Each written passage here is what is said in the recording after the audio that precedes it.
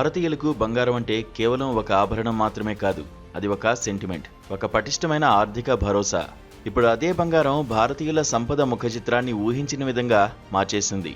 దేశ జీడీపీ విలువ కంటే సామాన్య భారతీయుల ఇళ్లలో ఉన్న పసిడి విలువే ఎక్కువగా ఉందన్న వార్త ఇప్పుడు ప్రపంచ ఆర్థికవేత్తలను ఆశ్చర్యపరుస్తోంది.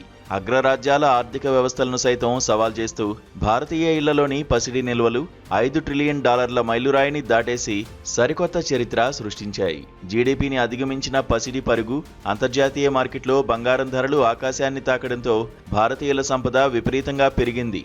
IMF అంచనాల ప్రకారం భారత జీడీపీ ప్రస్తుతం $4.1 ట్రిలియన్ ఉంటే భారతీయుల వద్ద ఉన్న బంగారం విలువ ఏకంగా $5 ట్రిలియన్, అంటే సుమారు 450 లక్షల కోట్ల రూపాయలకు చేరుకుంది. గతేడాది కాలంలోనే బంగారం ధర సుమారు 65% పెరగడం ఈ భారీ వృద్ధికి కారణమైంది. 10 గ్రాముల బంగారం ధర $1,50,000 దాటడం, అంతర్జాతీయంగా ఔన్సు బంగారం ధర $4,900 పైకి చేరడంతో ప్రతి భారతీయ గృహం ఇప్పుడు ఒక చిన్నపాటి రిజర్వ్ బ్యాంక్ గా మారిపోయింది.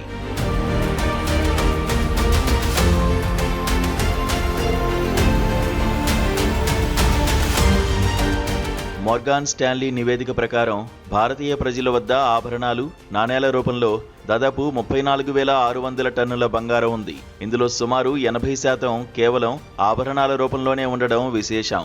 ఇది కాకుండా మన రిజర్వ్ బ్యాంకు వద్ద కూడా 880 టన్నుల బంగారం నిల్వలు ఉన్నాయి. గత 2 ఏళ్లలోనే RBI సుమారు 75 టన్నుల బంగారాన్ని కొనుగోలు చేసి మన దేశ విదేశీ మారక నిల్వలను మరింత పటిష్టం చేసింది. తరతరాలుగా భారతీయులు బంగారాన్ని దాచుకునే అలవాటే నేడు దేశాన్ని ఇంతటి భారీ సంపద కలిగిన దేశంగా నిలబెట్టింది.